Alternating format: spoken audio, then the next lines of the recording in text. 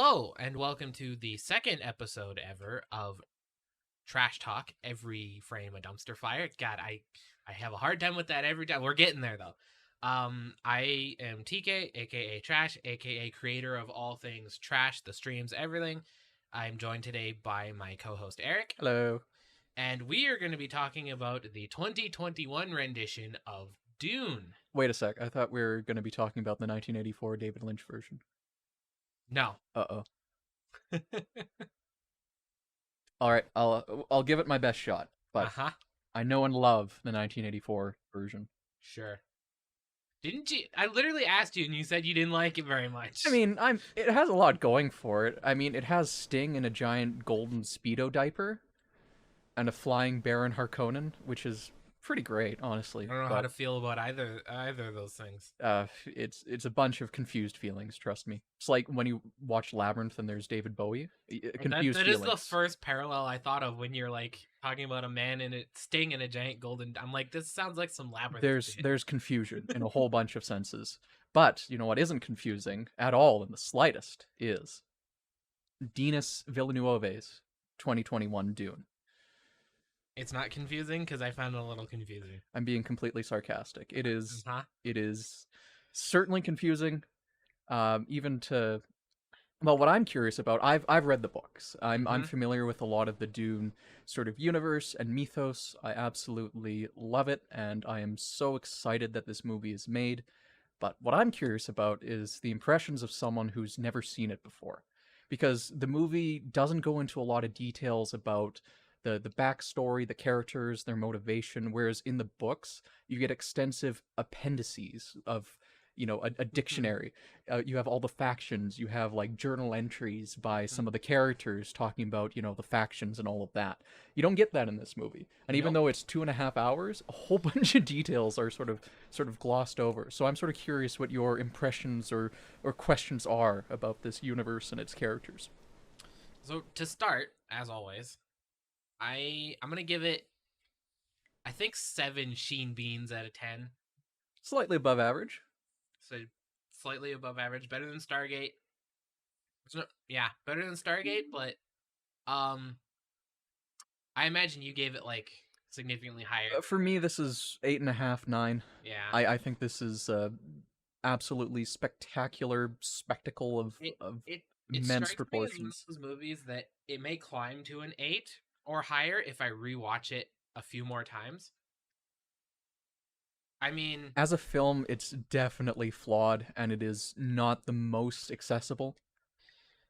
You can tell, like, well, especially knowing that there was a book and a previous movie, but that it is based off a book. You can tell it is both highly dense with information and also a little bit lacking in information. Yes. That's not necessarily my problem with it. That was all right. I figured it out.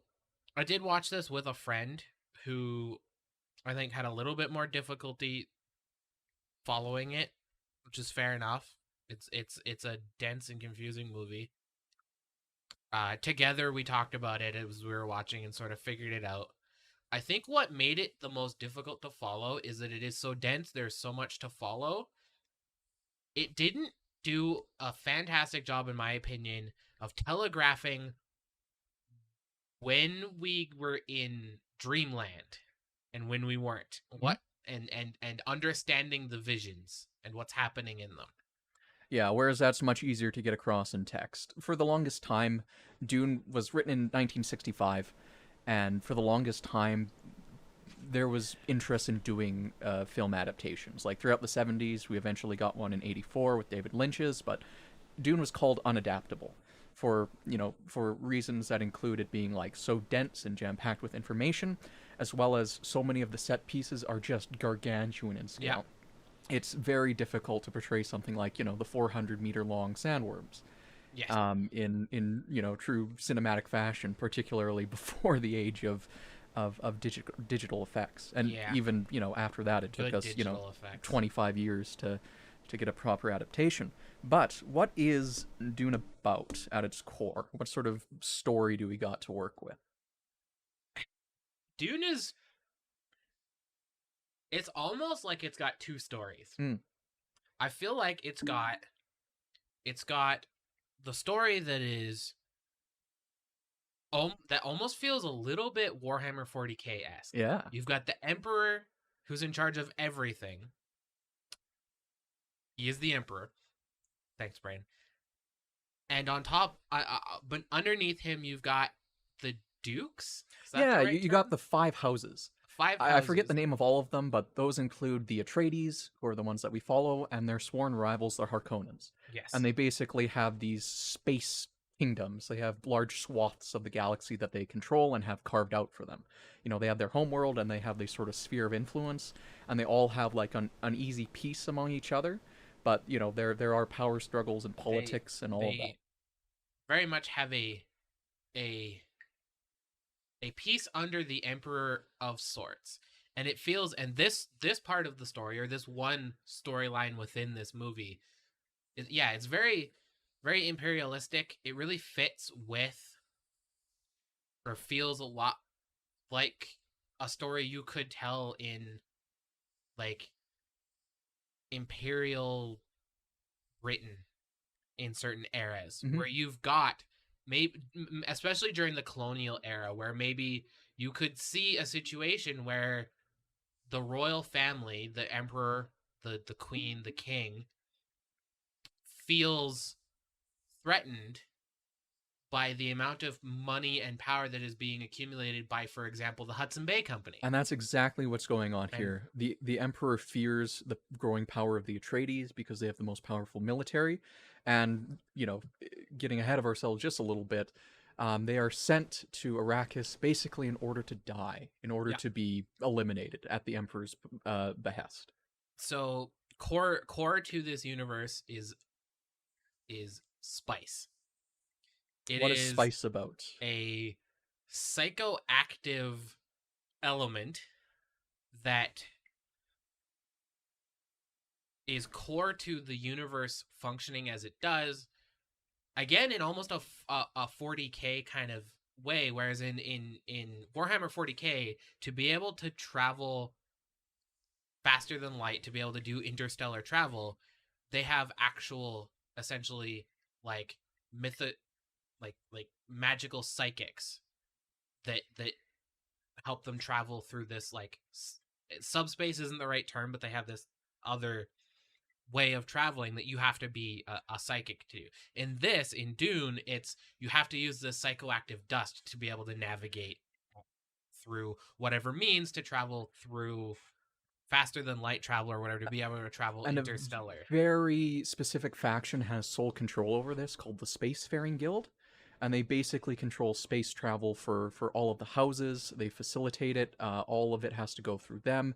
They control the spice, and as a result of all of this, spice is the most valuable substance in the universe because it's what makes space travel and, you know, mankind's dominion of the stars possible in the first place.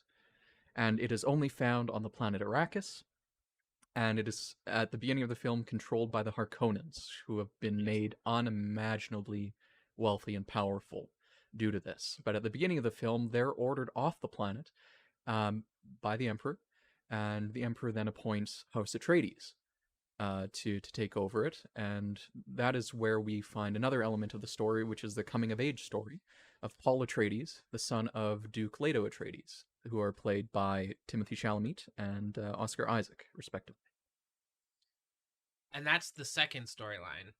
The first is the Emperor doesn't like House Atreides. We get grand space politics, and then we get Messiah complex. And then we get, exactly. That's basically the name of the second movie. Or pardon me, the second book. So yeah, we've got the Emperor knows that if he kicks the one family off of the planet and gives control to this other family, it will spark a war between the two, thus reducing both families' powers, mainly the family that he's giving control to, so that they will never gain enough power to overthrow him and control everything. Yeah, the Atreides are getting too powerful out of the five five houses. He eliminates them, and yes, at the same time reduces the power of the Harkonnens. Um, it's a Well, win-win for the well, Space Emperor and also also a win for the Harkonnens. while also being seemingly some of the most morally sound people in this universe. Correct. They are here to take over this planet, but not in a way like the colonizers, like the Harkonnens did. They very much, they're here to get spice. That's it. They are here to negotiate a functional peace with the native inhabitants, the Fremen. Whereas the Harkonnens were openly hostile and sort of hunted them, the Atreides are far more open in their negotiations, want to be coexisting. They want, a mutual benefit between the two groups. They want to respect their lands as much as is possible within the realm of gathering the dust. Exactly. The spice. They're benevolent exploiters. Yes. And then we get the second storyline, which is that, and this is where the movie lacks some information. There's the head of this house. His wife is part of some. It's consort. They're not married. Okay. Duke Leto Atreides is, the Duke. He owns he's the head of the household. He's the patriarch, and he has his consort with whom he has a child. His consort is Jessica, and she's part of this ancient convent of mystical space nuns called the Bene Gesserit, who have sort of low-level psychic abilities. They have a power called the Voice, where they can basically speak and command you to do an action. Basically overrides your rational thought, gets to your subconscious, and you just sort of act sort of like in a trance-like state. Together, they have a son. At some point in the movie, they reveal that so the Duke and his consort, they're like, she's basically his wife. Like, they just act like husband and wife. Like, yes. I legitimately didn't know that it wasn't just his wife. I missed that bit because, like, they sleep in the same bed, they have dinner together, they have a kid. They clearly care for each other. Like, they're basically married, but because of the universe they're in, it's part of its politics. Yeah. Their son takes after his mother in that he does have access to these powers. He is capable of accessing the Voice, and at some point through the movie, they reveal that these space nuns have sort of a prophecy that one of them will give birth to a male. Yes. A male who is destined to be the Messiah. The Kwisatz Haderach, a being of extraordinary mental powers who can bend space and time. And we don't get full details of what the heck this means, how they're going about it, but they're a huge power faction in this galaxy. And they basically marry. They're basically intermingling bloodlines and trying to produce this individual. And Jessica, who is only instructed to bear daughters, ends up deciding to bear a son. And apparently they can control, to some extent, to the fullest extent, the gender of their child. Yeah, it wasn't clear to me whether when it was revealed that she was only supposed to bear daughters and she disobeyed that. She has a choice. As far as I remember, they have a choice. They make it clear that they actually have. It's not like a you're pregnant. Oh, it's a son. Go have an abortion. It's like you can control what it is through their psychic abilities. I guess kind of makes sense. And he is the Messiah. And throughout the movie, we find out, I guess, that he's a would-be Messiah. He's tested right at the beginning, and this is how the book opens up with the trial of the Gom Jabbar, which sounds ridiculous, and it will sound even more ridiculous. But you put your hand in a box, and it administers extraordinary pain. And this is administered by the Reverend Mother, the sort of leader of the Bene Gesserits. And the thing that they fear is that, the son that will be brought about, any sort of male heirs to the Bene Gesserits, will not be able to control his powers, will basically just be too volatile. And they fear someone like this, who has access to their powerful abilities but can't control them. So she administers the test. And in the book, it's Paul that recites the Litany of Fear, which was what Jessica recites in the film. It's the, I will not fear, I will, look at my fear, let it pass through me, or let it pass over me. I will look behind me, and then only me will remain. Whatever it is, Yeah. it's not entirely clear in the movie, and I totally forget what it is. But it's basically sort of that recurring sort of mantra that comes up in the books, and the whole test of the Reverend Mother that she does to Paul is she basically finds out that yeah, this boy can control himself. He's not just an animal in a trap. And that is one of my favorite sequences in the whole movie. I think it's so tremendously effective. We get the disorientation where the Reverend Mother uses the voice on Paul to command him, and Paul's trial, and we get to see Jessica fear for the life of her son. It's a great scene. It reminds me the whole idea of they have this ability to control people. It reminds me of something that probably came after the book, because the book came out in the 60s, I do not believe, but there's a series of books and as someone who doesn't read a lot for reasons, a TV series that I quite like called The Legend of the Seeker. And in that there's a character or characters called the Truth Seers. That's not the right term, but basically they are a group of women who can tell when you're lying. Their first power is if you tell me a lie, I know. And their second is that if I put my hand on you, I basically brainwash you into being my servant. You do whatever I say. And they,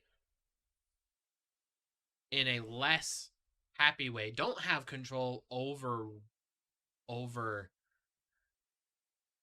their what gender their child is, but can only have children who are female because the males go mad with power.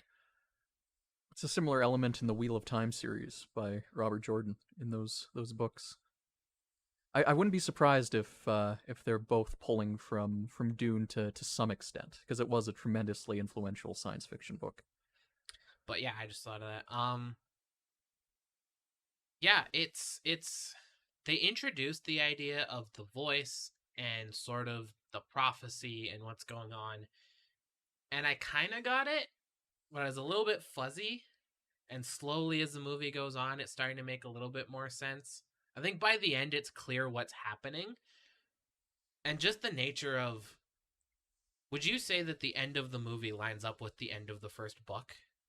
No, the film ends at a little after the halfway point of the book. That's what I suspected from the way it ends, because it really ends with, and this is one of the complaints I've heard from other people who have seen it in a way, it ends at the start of something big. Yes, absolutely. And the one complaint that I have heard from a few people I have talked to about this, in a way, is that it's the start of something big that's going to involve heavily the character played by Zendaya. Yes. She has a full like 10 or 12 minutes in the film, but she's like splattered all across the trailers, and she's one of the most influential And I know characters. a number of people who don't know a lot about Dune, who maybe don't know anything about Dune, who went and saw the movie because they saw Zendaya and went, she's fantastic, I need to see this movie. Mm-hmm. And then 2 hours and 15 minutes in, they're like, where the heck is Zendaya? Oh, she just showed up? Oh, the movie's over in 10 minutes? God damn it. Right? The next one will be an improvement. She features heavily, and so does Jessica as well in the second half. There's some interesting power struggles between the three of them. I'm sad we lost Aquaman, though. I know, right? Going back to the episode that we just recorded, Aquaman, aka what's his name in this movie? Dave Bautista, who plays no, not Dave Bautista. Gurney Halleck. Gurney Halleck, Aquaman. Dave Bautista plays. Oh no, sorry, that's Josh Brolin. Yeah, his name is I know Duncan it. Idaho. Nope. It's Jason Momoa. Right. Jason Momoa, who plays Duncan Idaho. Yes. Who plays Duncan Idaho. Who plays Aquaman. Yes. The first time I saw him anything, he plays Ronan in Stargate Atlantis. And does a fantastic job. I love it. He's one of my favorite characters from that series, just because he does the thing that he does in all movies. He's a buff, angry guy that kills that is very good at fighting. The role he was born to play, it seems. I actually like I like the role he plays in this somewhat in Aquaman. He does a really good job of being a very capable fighter, but he doesn't have to play a character who's angry all the time. He plays a character with I think a decent amount of You see range his and soft side. He has a great deal of affection for Paul, it and they seem to have a it all good relationship. he plays it well in this, and he plays it somewhat in Aquaman, but they sort of play on, I think. Now I'm like skirting the line of what I'm sort of comfortable having opinions on because it's not my place, but I don't know like what his familial origin is, but I know he grew up in Hawaii. Mm-hmm. And it feels like the characters that he plays often, the relationships that he has with other people are that sort of stereotypical Hawaiian brotherly love or Polynesian brotherly love, right? And he does a really good job of that, and that's sort of how it is with him and the Messiah. There's a teddy bearish quality to him. He can also kick some serious ass. Yes, which is on full display in this film. But so much of this film is dedicated to world building, as it is in the book. Yes. Like the whole first half of the book is introducing us to the technology, the politics, and like the relationships of the characters. So we're introduced to a whole bunch of other members of House Atreides, of Paul's father, mother, and his close relationships. So one of the earlier scenes that we get is the entourage of the Emperor coming in and basically saying to Paul's father, "You now control Arrakis. Get ready to move. Enjoy. Yeah. You get to move from this, beautiful British Isles style planet to this harsh, unforgiving desert wasteland with giant worms. They're one of the most disgusting things I've ever seen in a movie. Prepare yourself. The fucking teeth. There are some even more terrifying designs of the sandworms. There's like the H.R. Giger designs that Jodorowsky's Dune was going to go for. I'll have to show you some of those, but it gets more terrifying. But an early scene is that Paul talks to his father on their home planet as they're preparing to leave, and it's through this not mausoleum, this sort of row of gravestones, and they basically have this talk about lineage and family, and Paul's worried about the legacy that he's going to inherit, and his father says, "Yeah, I had the same concerns you do. A great man is called to lead. He isn't always ready for the position. He doesn't always think he'll do a good job, but by gum, you gotta buck up and do it." Sort of almost Uncle Ben kind of way. Great power, great responsibility. But it's good to see that. I don't remember that conversation in the book, but Oscar Isaac, the father, basically says, he wanted to be a fighter pilot, but through circumstances had to take over the role as the head of the house after his father, Paul's grandfather, passed away. And that sort of becomes a sort of recurring theme, how Paul has to grow the hell up very, very quickly. Paul's canonically 15 years old. Yeah, that fits in this book or in this film. I'm gonna step back a bit to something that you mentioned a little bit ago about how this movie is very big on world building and introducing the technology. Yes, and that's one that I wanted to touch on. There is an extreme lack of technology in this movie in a lot of ways. In a lot of ways, there's a lack of technology. I love some of the. It's a combination of, I'm sure that the book lays out how some of it works and some of the effects they did. So I'm sure the book, I don't know how much detail it would give. Maybe it would, but the way that they have these personal shields. Yes. The visual effect that they use for these personal shields was simple, very effective, and not anything like anything I've seen elsewise for any kind of shield device like that. I've never seen that approach, and I thought it was very, very good. Yes.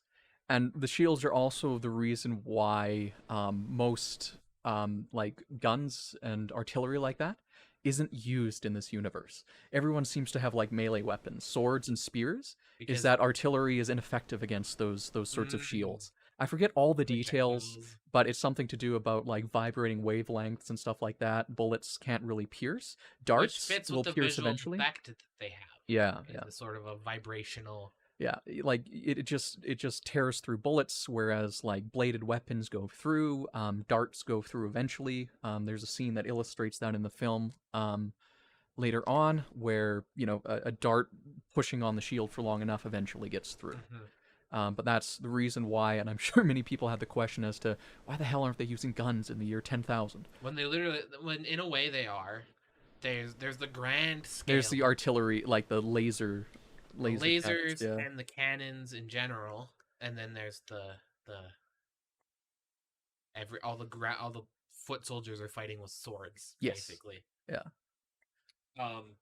The other one that I was going to touch on, and I'm sure it's laid out in the book this way, but still, just the way they did it, the aircraft, The dragonflies, the dragonflies. ornithopters. Yes. In the book, it refers to them as bird-like. That's all you get. That's all you get. It's the only descriptor that Frank Herbert gives. See, these are significantly more dragonfly-like I than know. bird-like, Yeah, I think, yeah. and I love them. I love them I too. thought that the idea and the design was super cool. When I saw them, I gasped in the theaters. I'm like, ooh, that's such a cool design. It was really good. One of the things that I was expecting through the whole movie that we didn't get. We got sort of the other, we got someone riding a worm. Yes, yes. I was fully expecting, especially after the scene of the something mother that is in charge of all the space nuns, when she goes to visit Jabba the Hutt, basically, that runs the bad guys. Baron Harkonnen. That's what we've been calling him, as Jabba, because he's so big and gross. Oh yeah. And she commands his spider-like pet thing to leave with the voice. Mm-hmm. I was fully expecting someone to use the voice on a worm. I was expecting it to be, for example, when they're out seeing how the spice is collected, him and his father, and the worm's coming. The lift to lift the collector isn't working. They're gonna land to try and save all the people on the ship, and the worm is coming. And are they gonna make it back to the ship? I was expecting him to stand, hold his ground, and use the voice to stop the worm. Mm-hmm. Instead, he doesn't. He gets on the ship, and it never happens. And yes. I'm like, I don't know if it would work on the worms. I don't think in that circumstance. Anyway. Worms I don't think they have like traditional ears. They don't have They sense vibrations. I originally got the impression that it depended on they have to have a certain amount of higher level intelligence to be able to understand it. And I think the worms are like kind of pure instinct. Yeah. Which brings us also to the weird, the interesting dance-like method of crossing the sand. Yes. That was the ways of the Fremen. I know. It's arrhythmic. It's not meant to be predictable because, the sandworms automatically sense unnatural desert movement and are drawn to it immediately. Anything too rhythmic. Yeah. Is unnatural because sandstorms aren't rhythmic. No, the wind across the dunes is either constant or random. It's not rhythmic. Yeah. So you have to be unrhythmic. Yes. It's just one of Paul's many tests, many trials in this film. He sort of has to adapt to his surroundings. We get a couple scenes where he's learning all about like the desert ecology of Arrakis. Watching his space VHSs. He is, yes, with old school projector technology. But like holographic projector technology. Yes. It's still a flat image, but projected onto nothing. Well, relating to technology, there's no higher form artificial intelligence in this whole universe. No. And the reason for that is that there was a big war that was fought. Like, this universe had their own Skynet-style uprising of intelligent computers, and at a certain point, that was all outlawed. Interesting. And there was a pivot to, like, the human mind as the ultimate, like, intelligence in the universe. And there are certain characters called mentats, and they don't go into this movie, and they're basically human computers. I forget the actor's name, but early on, there's the guy whose sort of eyes sort of flip up. His irises go crazy, and he does the quick Yeah. calculations how much spice it took the Emperor's craft to get here. Yeah, they're human computers. They can do calculations at with ridiculous effectiveness and efficiency, and each of the great houses has their own mentat, including the Harkonnens. Are on a similar note, are all the doctors in this movie in this universe psychics? Is that how that works? Because there's the doctor that the mother Dr. keeps Yue? bringing in doesn't he just kind of like touches your head and does a psychic analysis of your abilities? He's what's called a Suk doctor, SUK, and they're educated at this Imperial Academy, and they're sort of indoctrinated, brainwashed in a way. It's like the ultimate version of the Hippocratic Oath: do no harm, and they do no harm to their charges. And it's so mentally conditioned and ingrained in them that they're sort of beyond suspicion, beyond reproach, which is why it's a surprise when Dr. Yue betrays them. And they don't go into like any detail about this. They just say his wife was kidnapped by the Harkonnens. Well, even if that happened, the mental conditioning would sort of kick in, and he would be totally loyal to the Atreides. But that's sort of glossed over in this movie, and then he few of the people I talked to found it very confusing, which it absolutely is.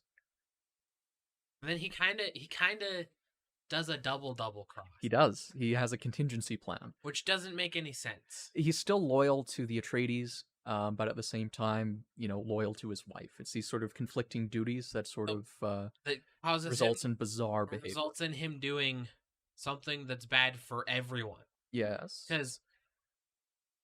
So he's loyal to the Atreides. So he convinces the Atreides to kill himself with poison gas, which also results in killing the people whose I assume soldiers have kidnapped his wife, which surely would result in the death of his wife as well. His wife was already dead by that point that he found out, and then he was killed. I didn't know that. This was the Harkonnens like killed his wife basically immediately. They had no plans of ever giving her up. They just wanted to, of course, manipulate Dr. Yue. It was a revenge play, a contingency plan. The conflicting duties. He gave Duke Leto the option of taking himself out as well as the Baron, because Dr. Yue still wants the Baron, absolutely dead, but he'd hoped that his wife and his own life would be spared before that happened. He thought he would be the victor in all this, but he was the biggest fool.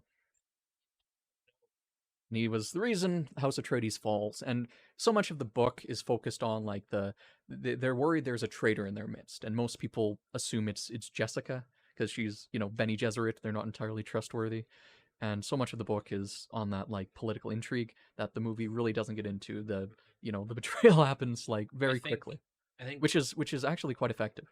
It's for the purposes of the movie, they probably they went more but the reasoning for it with Dr. Yue kind of it goes for the interesting for because which is quite a spectacle. I absolutely love that Harkonnen attack in this movie, and I love well, actually, one thing that from that again, another piece of information that is missing from the movie, or that at least I didn't catch among everything else, is it's Thanos, that actor, that was training the boy. He's the arms master, the weapons master. Does he make it through this movie or no? He does not. I didn't think so, but they don't ever show. They just show him like he's going into the fight, and then that's kind of the last you see. That's the last you see of him. That's the end of Gurney Halleck, as far as I recall. They kill off like all my favorite characters in this. He might actually. I think he lives. That's what I'm not sure. It's like they don't. I don't remember. So, I'm sorry, and I'm not sure if that was intentional or just they like so that they can they make you think, oh, he probably died in that huge battle because we haven't seen him since, and then he can come back in the next movie and you're like, oh shit, he's alive. I don't actually remember, I'm afraid. I guess I'll find out whenever the next one comes out. 2023.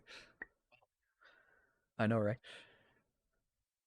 You know what? 2022 is going to be an interesting year for movies anyways, because there are so many movies that have been delayed that are supposed to come out this year. There's the prequel to the Kingsman Mm-hmm. movies for sure. The new Top Gun is supposed to come out. Yeah. We got a whole bunch of delayed movies just coming out recently this year, including Dune as well as Yeah, the new James Bond. that's one I haven't seen yet. But yeah, this this movie felt, my overall impression was that it didn't it had a weird mix for me of feeling, a lot of the time I kept feeling like the there hadn't been that much movie, Mm-hmm. but I had been watching the movie but it felt like I had been watching the movie for a very long time, and I kept thinking, not a lot has happened, but is this over yet? I had the opposite feeling. I was just ready to get going as soon as the movie ended. I was ready to take a break for intermission and then another 2.5 hours to come by. The ending sort of I crept up on me. I was so invested. By the end of it, I was very much like, okay, we've set up the cool shit. Now where's Yeah. the cool shit? Yeah. I get that, but there were points in the movie where I'm like, it feels like I've been here a while. Oh, there's still an hour left. Mm-hmm. There's still 45 minutes left. Oh, I totally get that. This is more about world building and spectacle. How do you enjoy there's the very famous sort of sandworm attack on the crawler scene. Yeah. That one's sort of the big, you learn what Arrakis is about, how harsh and unforgiving it is, as well as some character development with Duke Leto, because he decides to save Risk the men on his and board. his son's life and his, friends' lives to try and save these strangers, because that's what you do. That's If what he you does. can, you do. Again, pointing back to their, within the scope of the Dune universe, some of the more morally sound people. Yes. Duke Atreides, Leto Atreides, he cares about human life. He respects human life considerably more than the Harkonnens, who are sort of, purely acquisitive, profit-driven, have no regard for human life or human suffering. Whereas Leto Atreides is, very, very diplomatic, and has a, signs of value to human life. So, a great personal expense ends up saving up a whole bunch of these Fremen who are working the Sandcrawler, and the sandworm attack, which is, I think, rendered so perfectly. Like in the books, this is like, a big famous moment, and it's just rendered so perfectly. You get, you know Paul and Gurney Halleck hanging off the underside of the ornithopter, just watching it be sucked in, and then the sandworm sort of emerges, this giant 400-meter long creature. The what the Fremen call Shai Hulud. It's the incarnation of God on this planet. It's God in physical form, and seeing a creature like that, I'm not surprised that you have such an awe-inspiring reaction to that. Their whole existence, it's very spiritual, and very, I would say, it's sort of inspired by the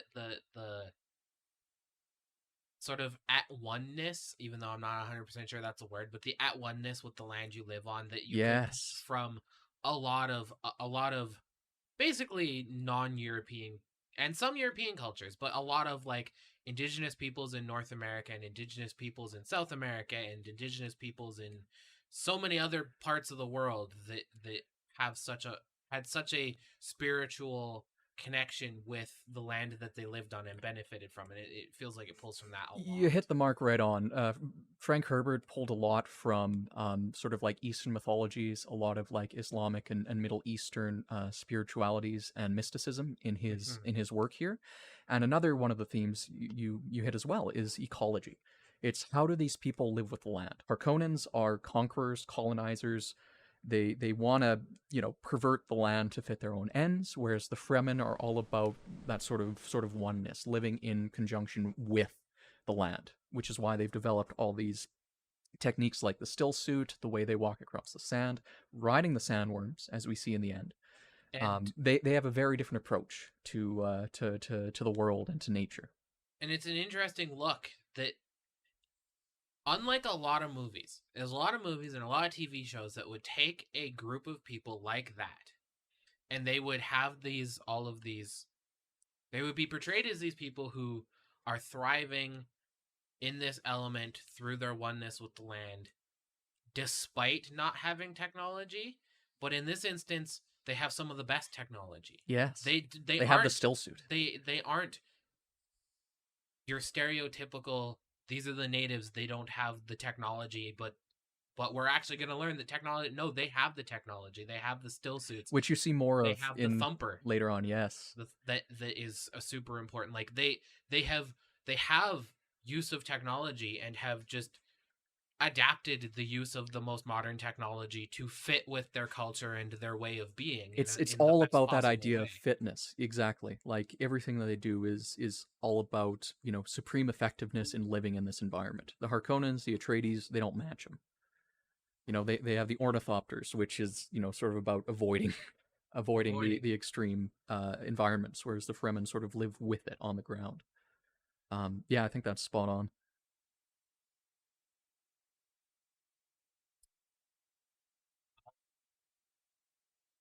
Yeah, I don't have a lot else on this movie, honestly. Was there anything else that stood out for you, sort of in the later half after the betrayal? Because that's where a lot of things seem to happen at once. We get Paul's visions of the future, his war across the stars, which they sort of bury the lead. That's part of the prophecy. Yeah. Part of what the Bene Gesserits are about is they're sort of making a power play. Uh, Yeah, it is clear. It was clear by the end that that's what they're setting up for. yes, The whole story of this movie was super important in setting up for a much grander story that I have, for the most part, just been referring to as the impending holy war. yes, Because and that's why I call him the Messiah. that's Is because exactly what's going he's on. about to be, these highly spiritual people are about to embark on a holy war across the And galaxy. did you notice that Paul, the Fremen sort of myth about him being cultivated for generations? You know, he will appear to you from, you know, a stranger from the stars, and he will know your ways as if they were his own. All these little elements of their scripture are, it's astroturfed. It's not natural. The Bene Yeah. Gesserit got their generations ahead of time, and some are actually on the planet, other than Lady Jessica, and have sort of cultivated this mythology and sewn it across the Fremen. Mm-hmm. It's not this sort of natural scripture thing. It's something that they've been sowing Didn't for quite get centuries. that, but They bury that lead quite a lot, interesting. because the Fremen have their own name for what Jessica is, a weirding woman. Mhm. It's a role that has significance in their society, and again, it's all related to the spice. From around the point that we're getting to there's the betrayal, the they are with the Fremen, and then there's the whole duel. Yes. And somewhere in there, I can't remember. I have this really vivid image in my head of someone has been stabbed, Yeah. and I don't remember if the image I have in my head is the Fremen that he duels with, or if it's someone else. But someone gets stabbed, and the thing that really struck me was not the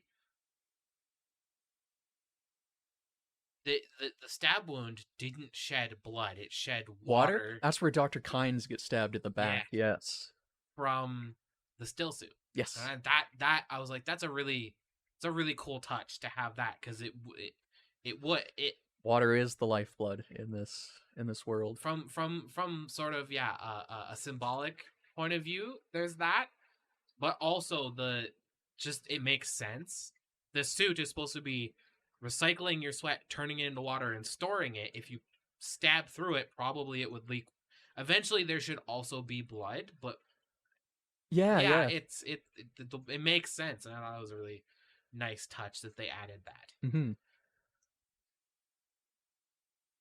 Just, yeah, I think that they did the best they could with this movie, I think this considering was the how best possible dense adaptation we could have it gotten. has to be. Denis Villeneuve, I think, really understands the book, understands the characters, understands what's going on, and gave us a relatively digestible version of this story. I think he's absolutely needs to be applauded for it. I think he did such a good job with Blade Runner. I actually think that the sequel Which Blade Runner did? 2070, Oh, 2049. I've not seen that yet. I strongly recommend it. I think it's definitely a better film than the first Blade Runner. I have seen the first one. Yeah, the first one, Maybe I the love one that. I love that film, but my God, is it boring? Speaking of boring science fiction, but he understands those worlds. He understands what he needs to do with the characters and the world building. The way this movie is shot, it is just so stark, so immense. There's this weird like brutalism quality to the spaceships and the interiors. Like all the interiors, there's 30-foot ceilings. It's like nothing but headroom. And the ships feel like these concrete zeppelins. They just Yeah. sort of float and descend. Things aren't ornate. It's all just like stark and brutal. And a lot of the ship design for like the ships that come down from space, and again, I guess I don't know how much is pulled from him and how much is pulled from the descriptions in the book for the ships. Some of the descriptions in the book are just so light. He goes into like unbelievable detail when he's describing Paul's visions, but then you get stuff like the ornithopter, bird-like. Yeah. Thanks, Frank Herbert, giving us all the details we need. But the ships didn't fall into that very sci-fi trope of it's a spaceship, let's make it aerodynamic. You're in space, bud. Yeah. Like, yes, it may need to land at some point, but it doesn't need to be, if you've got interstellar travel at this point, you probably it can be a giant concrete blimp. It works. It's not. And then, yeah. And there are plenty of other sci-fi that I love. Their ship designs, for a lot of them, are real dumb. Yeah. Like, you go into... There are ships in Star Wars that are real dumb. And there are a lot of fun designs, but in terms of, like, applying logic to it, it all falls apart. Star Wars, and in my opinion, to a degree, not that things tend to get destroyed in this manner too much, but Star Wars and Star Trek, to some degree, I find, their ships have the issue of, let's have a big part of the ship connected to another big part of the ship by a very skinny bit. And hope that nobody shoots the skinny bit. Yeah. And Star Trek, it's rare until you start getting, and even when you start getting into the movies and the later series where you start getting actual... space combat? Not just actual space combat, because you get that a bit in the original series. You get that a bit in TNG. But the original series in TNG and a lot of them, you don't get much physical damage to the outside of the ship until you start getting into when crazy shit happens in the movies. Yeah. You don't get like actually seeing when the shields go down and you see a phaser strike across the ship. It takes a long while in Star Trek before they got to the point that phaser carves a line through the ship, right? Even in TNG, they get to like, our shields are down. That means that when we get hit with a phaser, nothing's gonna break, but it's gonna shake more.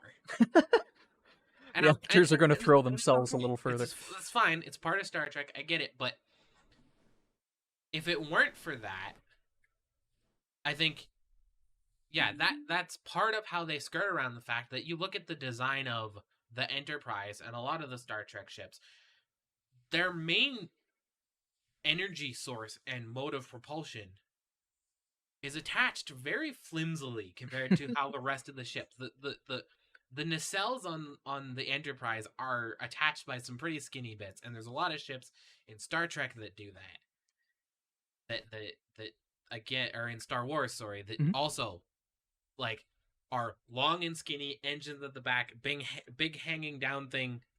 Star Wars is all about aesthetics, though. It's all about things looking cool and being able to sell action figures. And I love the look of ships in Star Wars.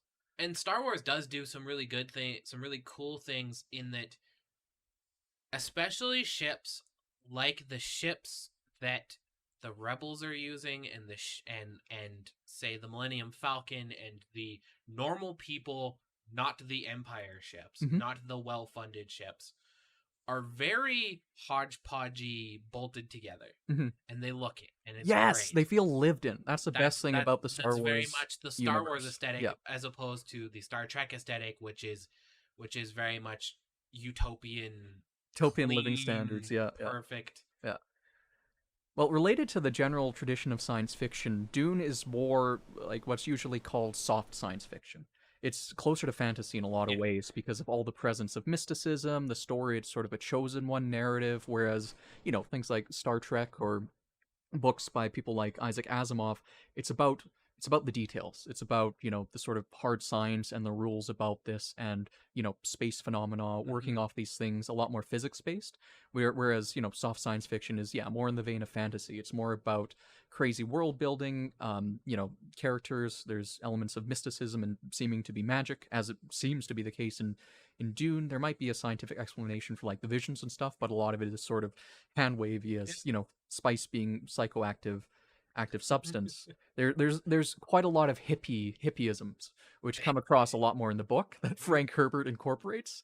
There's a couple scenes in the book where it's like, yeah, dude, you're clearly on mushrooms when describing this, or this is clearly influenced by some sort of mushroom trip. It's the 60s. It absolutely is the 60s, and Frank Herbert was no stranger to that particular movement. Indeed, he had a great deal of sympathy. That man was ahead of his time in a lot of ways. He was big on environmentalism when it was not popular to do so. There are a bunch of interviews that he did during the 70s where he's he's waving that banner well before Al Gore. And that's an interesting theme and one that comes up in the books a lot. Imagine being into environmentalism. Imagine. Halfway into November, and for the first time in my life, we're halfway into November with no snow. maybe they got a point there with the whole. Well, he did it when it wasn't trendy to do so, which is all the more respectable. But that's one of the key themes in Dune, and what'll come up even more with the Fremen as we get into the next film. But the colors in this movie, like in stark contrast to Denis's 2049 Blade Runner film, Blade Runner is so opulent. Like the colors are just so popping out at you. Like there are so many beautiful purples and pinks and blues and golden yellows and just these incredibly deep, like rich scenes. Like the cinematography in that movie is eye-watering. Whereas in Dune, it's all brown, it's all yellow, it's all black and dark and all these naturalistic desert colors. Yes. There's like nary a green palm tree to be seen except on Caladan, which I think, it's sort of, Caladan is the homeworld of the Atreides and very much this British Isles, Scotland kind of. That's exactly, like, I legitimately, you were talking about the scene with the boy and the Duke. They're walking through these lush green fields with this overcast sky. I legitimately am thinking, I wonder, it looks like that was filmed in Scotland. Yes, I think it really was. Does look it looked almost like Luke Skywalker's, like, Jedi Island. We don't talk about that. It's a good setting. That's what I'll say on the matter. But getting back to Dune, the superior film. Oh, I don't disagree there. Holy shit. It's it's just so stark and everything just feels so deep and epic, and there are all these like massive, like wide angle, almost like Stanley Kubrick style shots. We get like the landing of the Atreides on Arrakis, and they like march through. It's this like regal procession, and everything's just so wide and epic, and you have the music swelling. Did you notice the use of the bagpipes as part of the procession? Yes, I did. That's not in the. I love that little detail because it suggests to me that, well, part of the reason why the Atreides probably chose Caladan is that it's similar to what they sort of grew up with. It's that I can imagine being like 8,000 years ago, like the Atreides can trace their lineage to like the Scottish Isles on Earth in some capacity. Make that connection, but I love that. And I think the bagpipes might be part of like a lingering cultural memory. Like this is something our ancestors did 10,000 years ago, and it's something that we've kept to some degree going forward. It definitely, the bagpipes, and I forgot to mention this, the bagpipes definitely felt like a very good piece for setting the tone and the feel of the movie. Yeah. And just epic, stark sort of alien. There are some familiar things in this movie, but the future feels alien. Like Yes. this is unfamiliar. This is not a society or culture that values freedom. And This is a pretty repressive culture, and it's pretty like role based, and there's like really and no with questioning of that, that. even the existence of, hey, here's this thing that's been around for a very long time in our real world time frame, and it's still around. Yeah, Like, yeah. here's a link back to the past. But at the same time, and I know essentially nothing about bagpipes, it felt like they were playing them wrong. It felt like that was part of setting that contrast. Was it? They didn't sound right. Yes. It Yes. sounded weird. They sounded alien. This is what they might interpret bagpipes to sound like 8,000 years ago, like 8,000 Right? years of development towards Like, wherever the hell they are now. yeah, they just weird. Yeah. And there's an extreme lack of like animals in this universe. We get the sandworms and we get the little desert rats. And the one spider, the one And the big spider spider, thing. yes. But What do they? Yeah. it's like man and man alone in this What do they universe. eat? Other than that one time we saw him eating porridge Yeah, yeah. and drinking water. I don't know. That's What do like, they eat in this they universe? really don't talk about that. What do they eat on Arrakis? Like there's sandworms and then there's desert mice and then that's about it. And the desert mice has a significant role in the later films. Big thematic role, especially to Mm. Paul the Muad'Dib, I think is the name of the little rat. What do they eat on Arrakis? I don't know. I mean, Baron Harkonnen gets his fill, so he must not be doing too badly. God. Floating Stellan Yeah. Skarsgård. How does he? How does he float? I don't know. Like, I can't tell if that's supposed to be like his psychic ability is to I don't float, think it's psychic. or It's is it something to do with like a technological? Like, spinal implant. Maybe it's to do with magnets. How do they work? Who I hate knows? I you're supposed to hate him, and I do. He's You're disgusting and supposed terrible. exactly. He's like the manifestation of greed and double dealing. It's he's quite an imposing villain. In the David Lynch version, he has all these like sores and pustules over his face, meaning making him extra disgusting. He's also very creepy to his own family members, but in this he has enough like horrifying Yeah, just bearing like of Pizza the Hut. It's great. Pizza the Hut, especially the like bathing in what I can only The crude describe oil. as crude black tar, basically. That's Like, that's great. I saw that in theaters and immediately thought, oh, this is what Ralph Klein dipped himself in while oh he was premier. Crude oil shipped straight up from Fort McMurray. yeah, we sure. It's an Albertan salt bath. It's fun. Yeah. That's what our spas look like here in Alberta, actually. Hmm. I've never been to one, so I wouldn't know. I You guess. got to take a crude bath one of these days. It's heavenly. Sure, I'll take your word for it. Yeah, I think that's just about everything I had to say about Dune. I love the performances. I love the direction. I think this is one of the most unique and interesting science fiction movies of like the 21st century. I love the world. I love the characters, and I can definitely see if you're not familiar with it, you might not be as invested. But if you're interested in science fiction and or even slightly in the book, I strongly recommend checking it out. Uh, Ideally on the biggest movie screen you can find. I think yes, biggest best quality. Um, I have it. I have a copy that is very high quality that I watched. I think with a lot of movies like this, good sound, something that people overlook a lot is good sound quality. Yeah.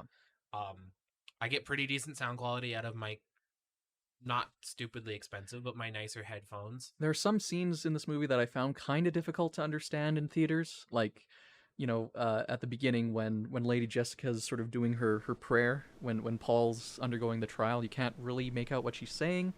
That I think something that could benefit from having like watching it with subtitles. Yes. Or maybe a non-movie theater sound mixing. I don't know. Yeah. But that was just my theater experience. Some theaters do suffer from, and my setup here for movies with people with the projector and everything that also suffers from depending how it's mixed and how you're decoding it. And an extreme version is, you're watching a show, and you're watching a show and you keep turning it up and you keep turning it up because you can't hear him, can't hear him.